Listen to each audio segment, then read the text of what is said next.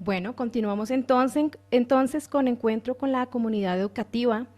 y el magisterio entre el pliego de peticiones de la 22ª Asamblea General de FECODE, Miguel Ángel Pardo Romero, director nacional del CEID, FECODE, Miguel Ángel, nuevamente buenos días, o ahora sí te saludo, muy buenos días, ¿cómo estás? Bueno, un saludo vital y fraternal y pedagógico nuevamente, Ivy, Paula y por supuesto a todo el equipo a nivel nacional y al equipo de compañeras que se han distinguido por su papel de lideresas, no solamente en el magisterio, el sector educativo, sino también de lideresas a nivel social. Igualmente, reiterar que Encuentros Pedagógicos surgió un 8 de marzo en el 2015 y tomó como fecha para iniciar sus emisiones la fecha del 8 de marzo, liderado por la compañera Heidi Quijano y el compañero Luis Beltrán, eh, eh, que en principio funcionábamos como aula múltiple. Nuestros reconocimientos a ellos y por supuesto también resaltar pues como fecha emblemática de nuestras emisiones un 8 de marzo. Así es. Igualmente, señalar otras cosas, el tema de felicitar al equipo de candidatos y candidatas a COEMA, a los compañeros y compañeras que apoyaron nuestros planteamientos para que hubiéramos entrado a la Asamblea General de Delegados para el periodo 2023-2027 en CODEMA, donde seguiremos trabajando, pero en esta ocasión con un criterio muy importante, que es el criterio fundamentalmente de buscar que en el gobierno del cambio el cooperativismo pueda lograr reformas para que le permitan fortalecerse y puedan avanzar. Entonces, digamos que en ese punto ya nuestros delegados y delegadas iniciarán conversaciones para el efecto y un trabajo sobre el particular. Entonces, felicitaciones y muchas gracias, Heidi, Jairo, el compañero Andrés, Andrés, el compañero Asenet, Zenet y Mario, y Mario. por supuesto a Maribel y a los demás compañeros y compañeras, a Marta Marentes, y a Michelle Baracaldo, que estuvieron en las listas. Bueno, sobre el particular, que lo que está planteándose hoy, creo que la anotación que ha hecho el compañero Fabio Arias, esta semana se produjo una serie de hechos que creo que hay que resaltar. Uno de ellos tiene que ver fundamentalmente con la salida del ministro Gaviria de Educación, Ujú. y ya pues Fabio conversaba las razones, pero no solamente que el ministro de Educación estaba fungiendo como ministro de Salud en contravía pues de una de las reformas más anunciadas en la campaña electoral de Petro, porque nadie puede señalar que fue asaltado en su buena fe. No, lo que está hoy planteado y liderado, que muy bien nos lo ha explicado nuestra compañera Dilma hoy, directora de Talento Humano Sí. del Ministerio de Salud, pues queda absolutamente claro que el señor Gaviria estaba un poco como fuera de lugar. Pero el otro asunto es que nos deja unos artículos y unos planteamientos en las bases y en el proyecto de plan de desarrollo que nos toca ahora, y ese es el nuevo llamado a la ministra, que nos corresponde, y ya lo habíamos planteado en las sesiones pasadas, nos corresponde corregir la plana de lo que quedó incorporado en las bases del proyecto, en las bases del proyecto del Plan Nacional de Desarrollo, que están en contravía de la transformación de la educación que requerimos. Ese es un punto para nosotros clave. Es decir, que lo que se planteó en salud, por un lado, por parte de Gaviria, desafortunadamente lo volvieron parte del articulado en el tema de las bases y el plan de desarrollo. Por lo tanto, tenemos que repetir aquí un criterio radicado el pliego de peticiones de FECODE. Nos corresponde que la prioridad en la negociación, y quiero que en esto seamos muy claros, la prioridad de la negociación tenga como puntos lo que se debe incluir, lo que se debe excluir o lo que se debe aclarar en el Plan Nacional de Desarrollo. Y en eso insistimos que después del 6 de abril, perdón, después del 6 de febrero, que se radicó el plan, hay 40 días para que la sociedad, y en este caso nuestra organización federal, haga proposiciones al legislativo para que esas provisiones tengan efectos en el cambio del articulado y las bases del plan, porque una vez entre en una plenaria no se pueden modificar absolutamente nada. Entonces, esta negociación va a tener que ir a la par de ir resolviendo los asuntos que no están claros, o los asuntos que hay que incluir, o los asuntos que hay que aclarar, convertirlo en proposición. Ya habíamos mencionado aquí varios de ellos, y más importante es que tiene que quedar como claro, como el mandato del nuevo plan de desarrollo para la reforma constitucional del Sistema Nacional de Participaciones. Tiene que tener absolutamente claro que el tema del estatuto docente no son unos criterios separados como está ahí en el plan, sino se trata de un cuerpo integral que se consensúe con el gobierno en un nuevo estatuto docente. Estos son asuntos para nosotros sustanciales, como también son sustanciales reiterar asuntos claves que tienen que ver con el Plan Nacional de Desarrollo, perdón, con las conquistas del movimiento pedagógico, los 3 grados de preescolar en colegios oficiales con maestros oficiales, la jornada única con prioridad de criterio pedagógico y, por supuesto, con infraestructura y planta docente oficial, no con cajas de compensación. Creo que eso, la educación media, que tiene que ser universalizada académica o técnica y no seguir insistiendo en convenios con el SENA, eso no basta, y adicionalmente fortalecer los institutos técnicos y diversificados. Esto entre los puntos pues del movimiento pedagógico, que hay unos puntos que se requieren ver muy, pero muy aclarados, que como están planteados no estamos de acuerdo porque no corresponde lo que se dice con lo que se escribe, y es el tema del voluntariado juvenil, el tema para nosotros clave de reeditar viejos modelos de la educación híbrida, ¿no? Como si fuera cosa nueva, plantearnos reemplazar la escuela presencial.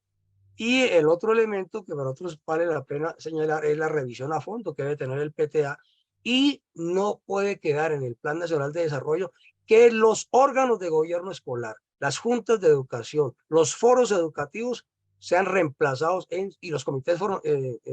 de formación docente sean relevados de su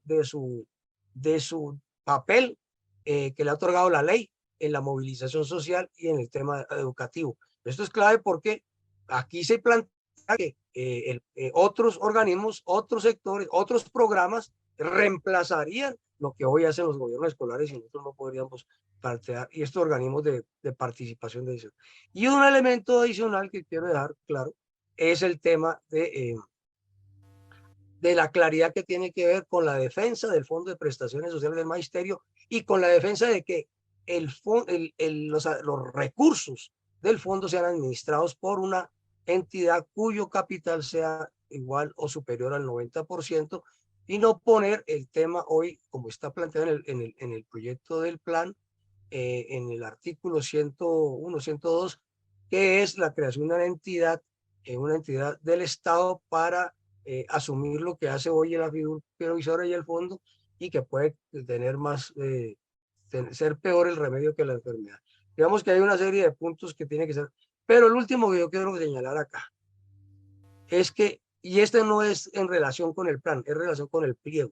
debe quedar absolutamente claro la necesidad de una nueva normatividad en materia de plantas de personal donde prioricen los criterios pedagógicos y de dignidad de la dignificación de la educación, porque esos criterios deben ser los que orienten realmente las plantas. Y eso debe empezar,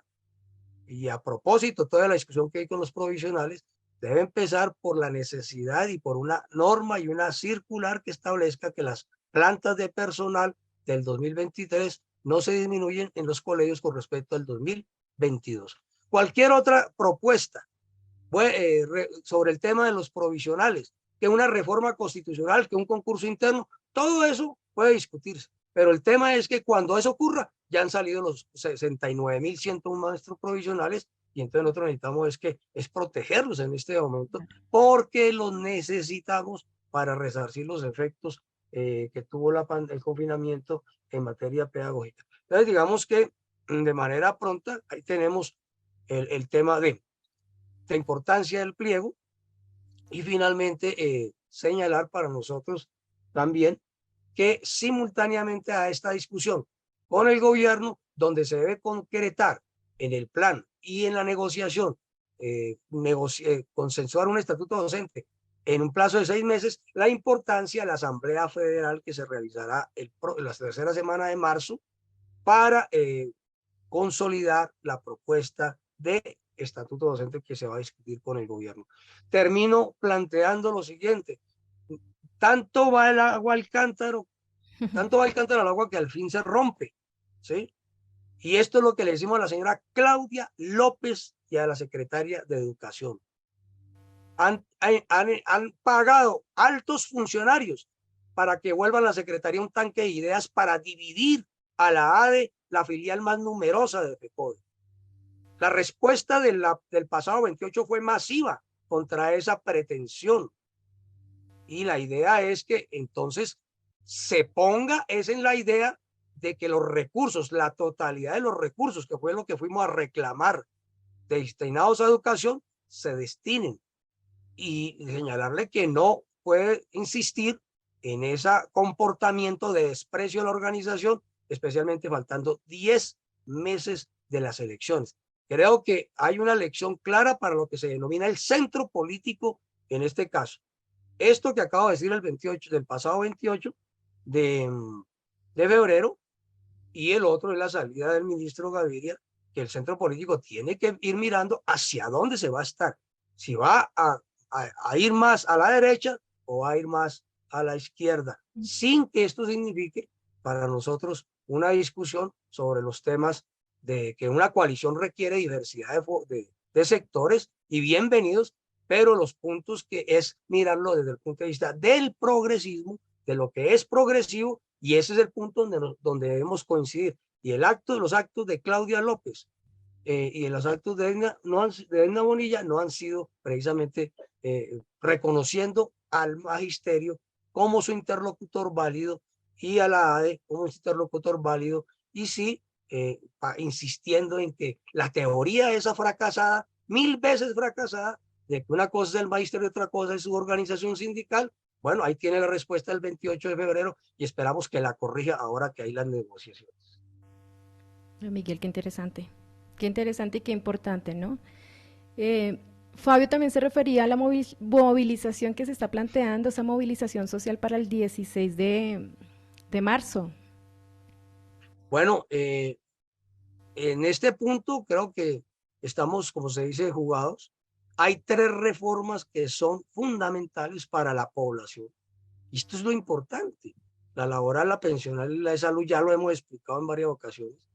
Y en ese sentido nosotros insistimos en que no somos neutrales, que eso le sirve a la población y que frente a las agresiones del establecimiento,